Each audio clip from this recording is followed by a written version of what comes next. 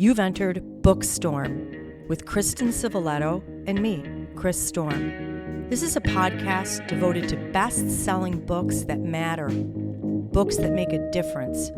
We're diving down deep with beloved authors about their stories. We're exposing hot-button topics and heartfelt themes, the issues that affect each of us in our own lives, as siblings, parents, partners, friends, as human beings.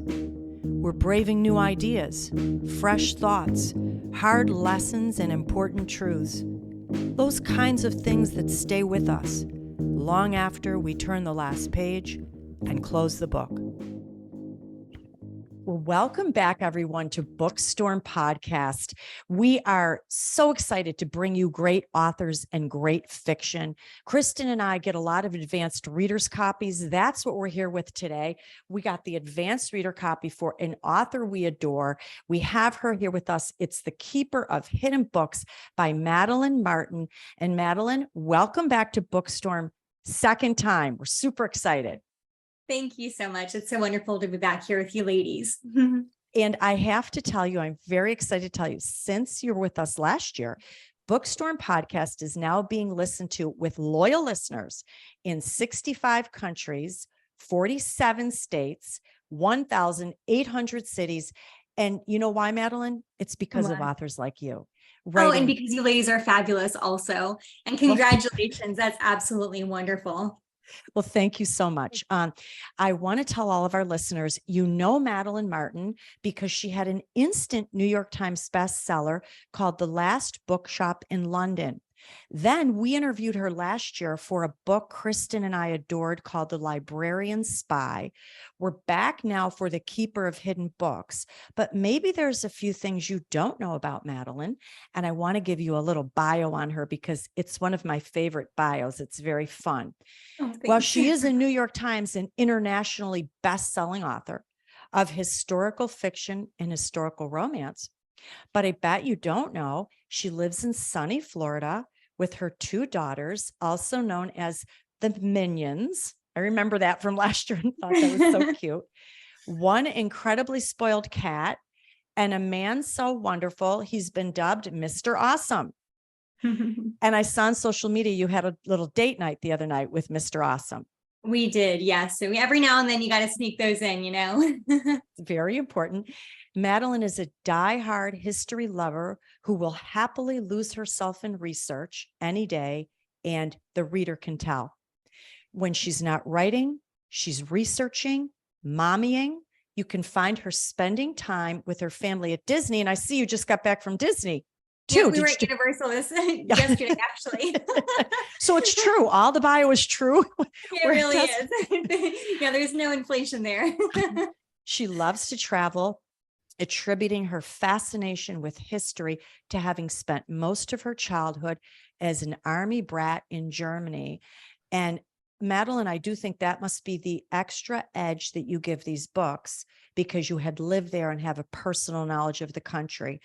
And thank you for coming back with us today. Oh, it's absolutely my pleasure. Thank you. Well, Madam, we're here, of course, to talk about The Keeper of Hidden Books, and we loved this book. We actually have been talking about it a little bit this week. Oh, thank you. And if you'll allow me, I want to tell our listeners just a little bit about the book. I won't give anything away, and I would love if you wanted to add anything, of course, at the end. But very briefly, this was a novel inspired by the true story of the underground library in Warsaw, Poland during World War II. And your protagonist, Sophia, she always found comfort in two things, books and her best friend, Janina. But as the horrors of the Reich began to spread and the bombs began to fall on Warsaw, Sophia realizes that both books and people she loves are in need of saving. Now, as the book progresses, and again, we're not going to give away any spoilers, but liberation becomes more and more of a reality, of course, for the people living in Warsaw and for Poland. And she eventually sees that literature may be one of the ways to really preserve their culture and reestablish a sense of community. Did you want to add anything to our little summary there? Oh, I think that was a great summary. You did a great job with it. Thank you. Absolutely. Well, Chris, why don't you kick us off? We're ready to brave the storm. So, I have to say to Madeline, thank you for this beautiful story. It reminded us that the lives of the people of World War II Poland were really not that much different from the lives we live today.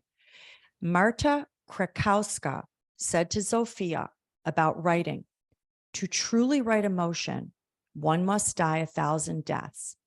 Zofia then thought, perhaps this is what she meant, that in enduring the rawness of life, one could finally cherish what was so often overlooked.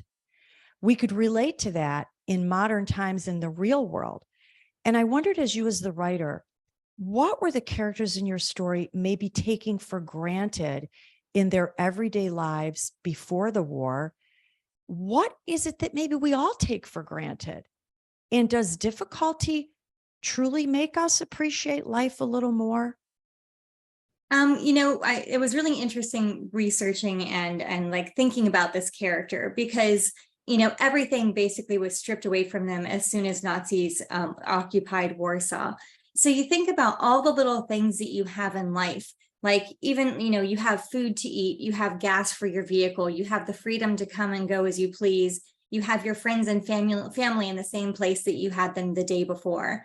And when with writing this book and really like exploring what was taken away, now you can't find food. The people that you love may be gone tomorrow. The people who are missing you may never see again. And as difficult as that is, I think, to wrap our brains around, I think that the one that was the hardest for me was the complete lack of freedom that they have. Because, with Sophia, when it came to Poland, it was occupied by Russia for 123 years prior to 1918. Right after World War I, or the Great War, the Treaty of Versailles was signed, and that's what gave Poland their freedom. They had just celebrated 20 years of that independence when the Nazis came in and occupied their country. So, with Sophia's character, she was born into freedom, just like we were born into freedom. She can't imagine a world that wasn't free. And so for her, now having this life of freedom that generations before her had fought to have, now it's been completely taken away from her. And for me, like thinking about, you can't walk where you want to walk. You can't go to the places that you want to go. You can't see the people that you love and that you want to see. I mean, it's such a huge concept. It's almost like trying to think of something in the fourth dimension. And I really did try to explore really that loss of freedom and what it could mean and how helpless somebody could feel in a situation like that. And absolutely, I think that strife and, it's kind of like you don't know what you have until it's gone. That very much is the case with this, where you have all of these beautiful things, this beautiful normalcy to life. And I think a lot of us actually experienced that during the pandemic. We all had these, like after the pandemic happened, after a couple of months of being home in our pajamas, how many of us were saying, gosh, I just want things to be back to normal. I think we're still saying that in some regards. And so, I mean, it's like that, but in a completely blown up different perspective, because especially with the bombings and everything that happened before and how many people were killed and arrested. I mean, it really does make you crave that normalcy. Mm-hmm. And, I think this is maybe why we love World War II books so much, is that we actually can relate to that time. It was not so long ago. So Right. They had the same type of life that we have now: weddings and birthdays and furniture and clothing and fashion and travel and books.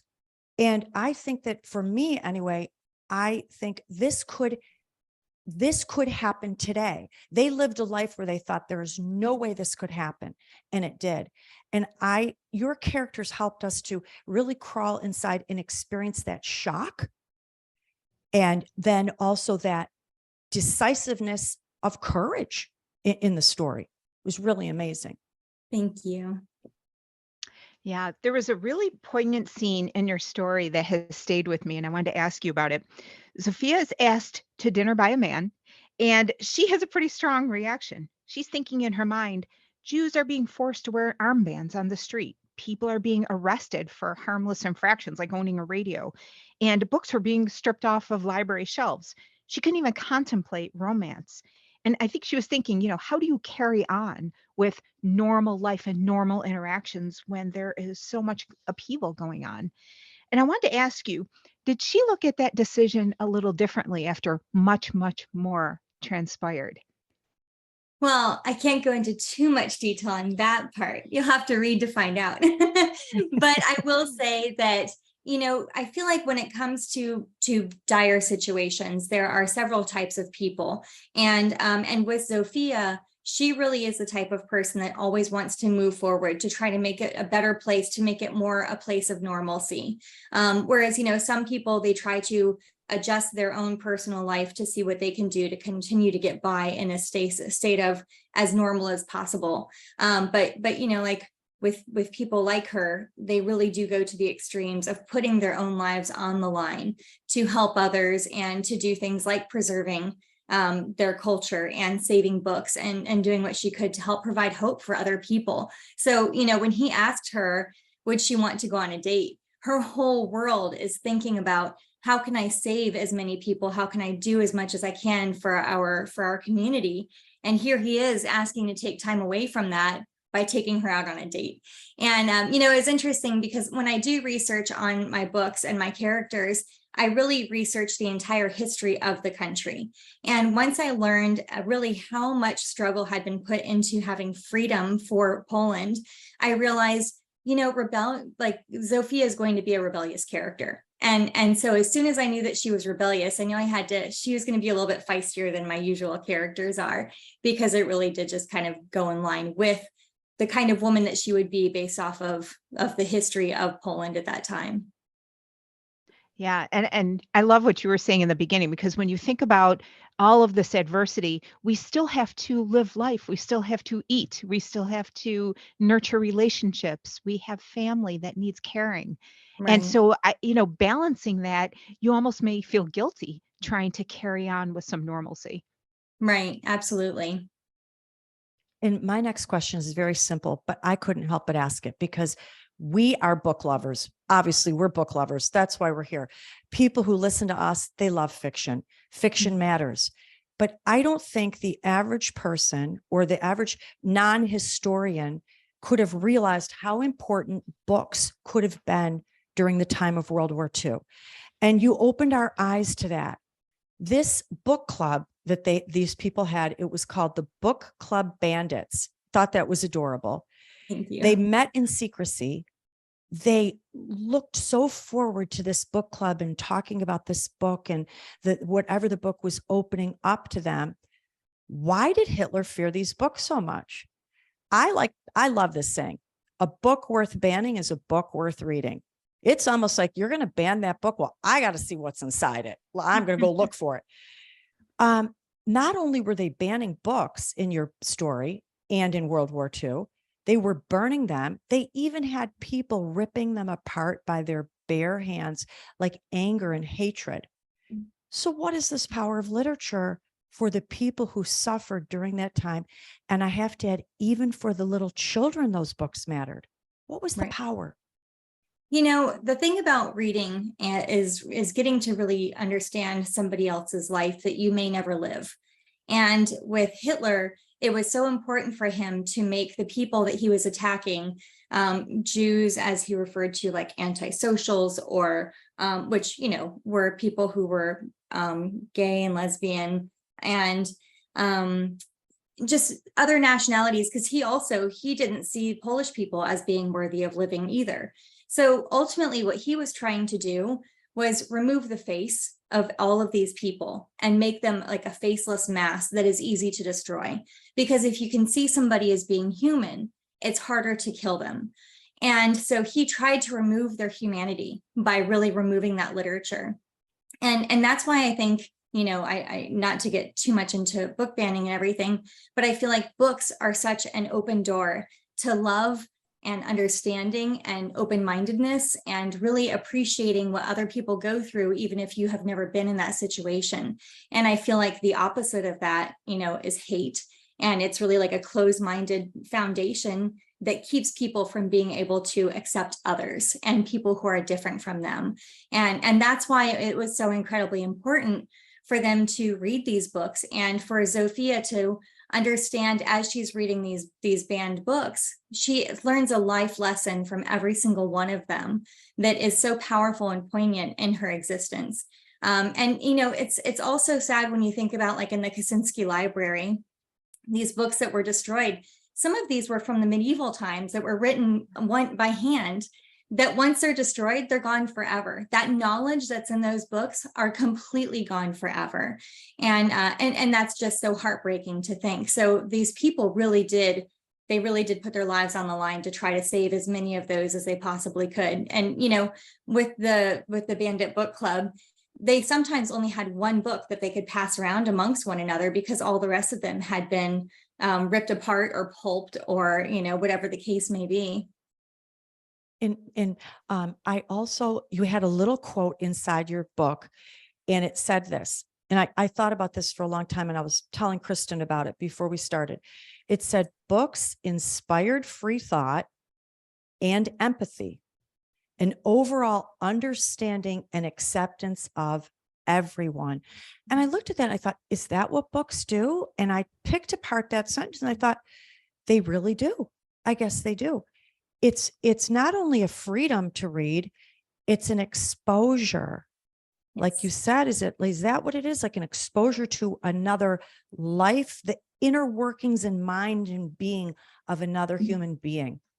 Absolutely. It's like every book you read, it makes your heart get just a little bit bigger and wider, I love that quote. I love that Thank inside you. that book. Thank you. Madeline, there's another undercurrent in your story that revolves around the mother-daughter relationship between Sophia and Matka, her mother. And Sophia slowly begins to look at her mother a little differently. She watched how she held them together during some very difficult times. And she began to understand that even her mother's upbringing had been shaped by a lot of adversity. And I wanted to ask you about, why do you think that bond grew deeper? Was it maturity, or was it as Sophia thought about, for example, literature, the book Metamorphosis by Kafka? Is that something that spurred her to look at her situation differently? Absolutely. I think it has a lot to do with all of that. The books that she was reading, sort of the changes in perspective. I think we've all read a book that has made us look at life a little bit differently. And with Sophia, this definitely does happen with several of the books that she's read, or you see something and you think, oh, that reminds me of a book that I read, so the books definitely did really open the door for a lot of those instances, but then also experience. And, like Sophia and other children that age, I say children because I'm, in my 40s and she's 17, but, they really had to grow up fast in situations like that. So you kind of have like this stack of experiences that a lot of us don't really get to have until we get much older. Hopefully never at all.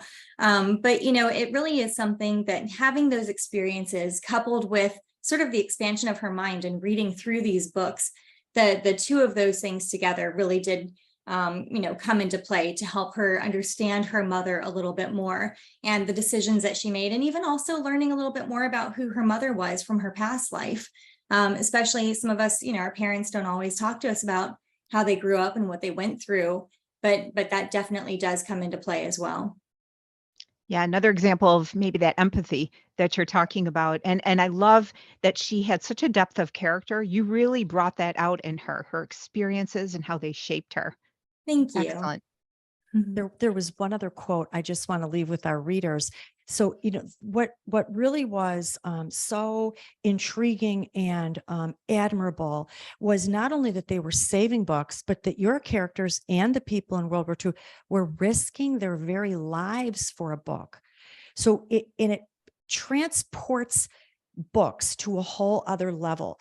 I had written something down here. I wanted to say, for all reluctant readers, I have people who say to me, I don't know, I don't listen to your podcast, I'm a reluctant reader. I want to say, do you realize what you're missing out on? It's a treasure and a freedom and a power of the written word.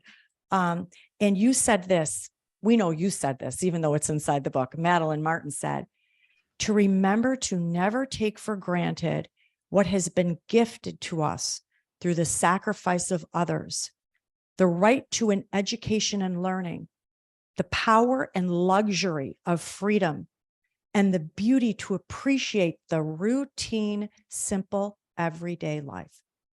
That sort of sums it up. You put it into a heartfelt, it is a suspenseful story filled with tension and danger, but also so much feeling of heart that we can all hope to emulate, I would say. Thank you. That truly means so much to me.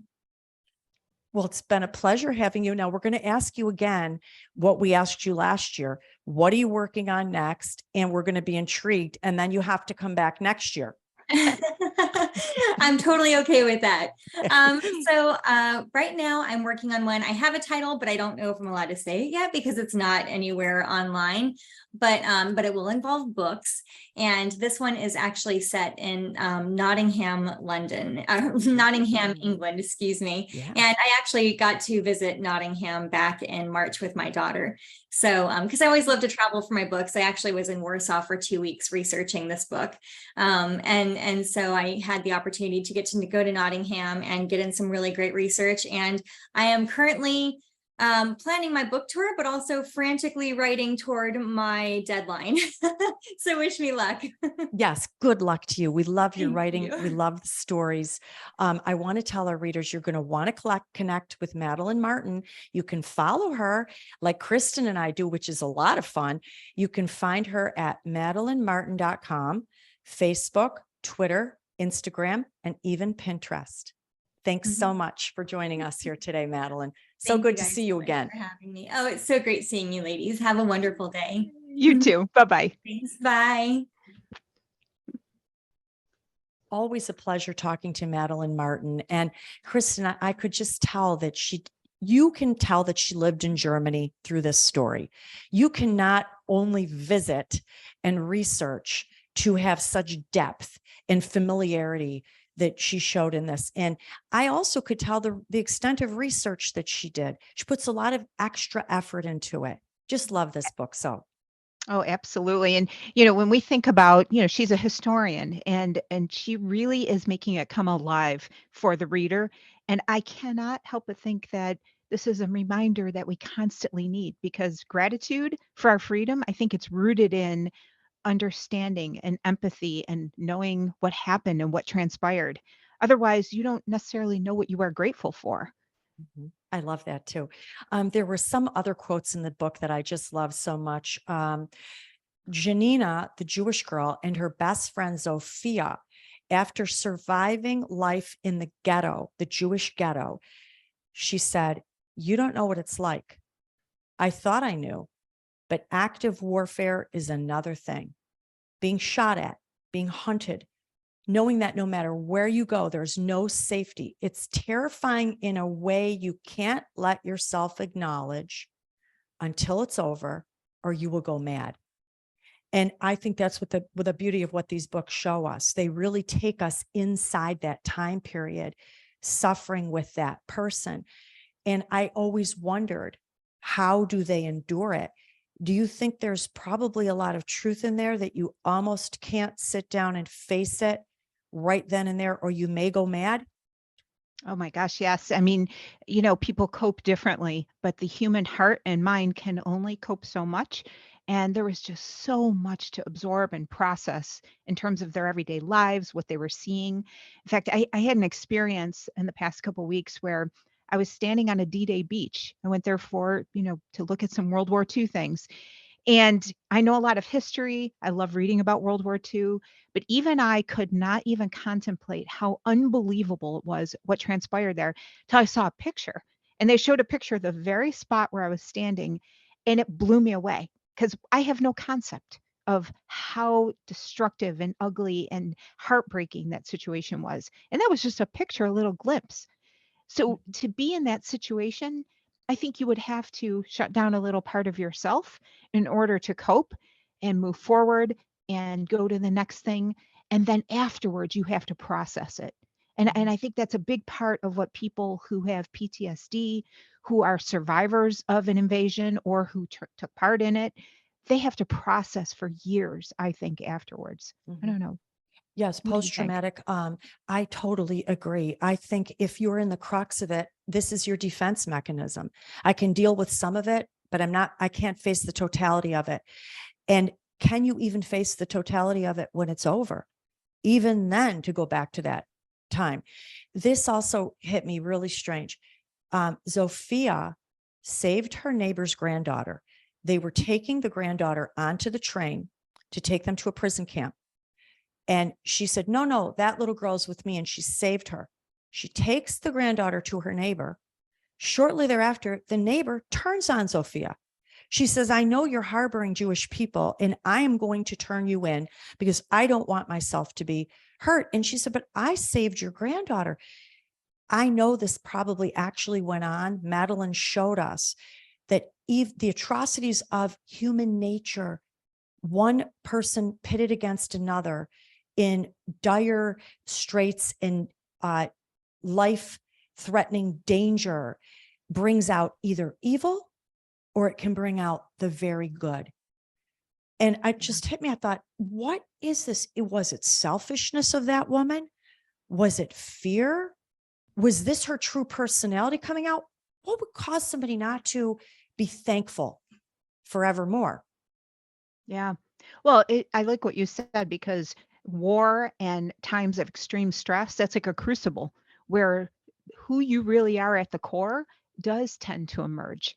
And there were some people who, they were in fear of their life. They were living under very terrible circumstances, but the best in their nature emerged. And for others, it was the opposite. But I think it's because in that crucible, who we really are shows. And I just think, so I love World War II books, so do you. And I said it to Madeline, but it hits me very strong when the author talks about their everyday life. And I think that is our everyday life. This is not hundreds of years ago, people wearing different type of clothing and living in some foreign country. This is people that were so similar to us, thinking that this could never happen. Maybe that's the importance of these books too, to always remind us that this could happen and that we have to stand up for minorities and that we have to be inclusive and we have to be understanding. Maybe that's why are we so obsessed with World War II books? This is why I personally am. Why do you have an idea? Yeah. I mean, think about what's happening today in terms of Ukraine or other spots in the globe where we have, human rights violations. And like you said, we think, well, this is 2023. What could happen? But our freedom is a precarious thing if we are not vigilant about it. And I think that's what these books show. You and I always talk about this, where you have to understand history because we don't want to repeat it. I love, very well said. So listeners, thank you so much for joining us again. We just love interviewing these authors and having you with us. And I want to give you a few storm predictions to pique your interest. We have got a really full and exciting calendar. Sandra Brown is coming back with her new release, Out of Nowhere. Alex Hay, The Housekeepers. Brian Freeman, who's writing for Robert Ludlum, is coming to join us with Born Defiance. Cherie Lapina is coming with Everyone Here Is Lying. Rebecca Yaros, Iron Flame. Jake Tepper, All the Demons Are Here. Deneen Milner, One Blood. Jacqueline Michard, A Very Inconvenient Scandal. And we're just so excited. We can't wait. I know, it's such a great lineup. And listeners, as Chris pointed out in the beginning, we are growing every week. We are so thankful to you. We are very grateful. You've been sharing our socials. We appreciate it, but we also appreciate the opportunity to have these excellent discussions with these wonderful authors. And we, of course, want you to stay on the radar with us. You can go to bookstormpodcast.com and visit us online. We're on Facebook, on Instagram, on Twitter, on TikTok, and of course, we are on YouTube. If you want to see us and our fantastic authors, you can just search for Bookstorm in YouTube, and we should be right there. Until next time, listeners, one of the best ways to brave the storm is to dive down deep into life-changing fiction.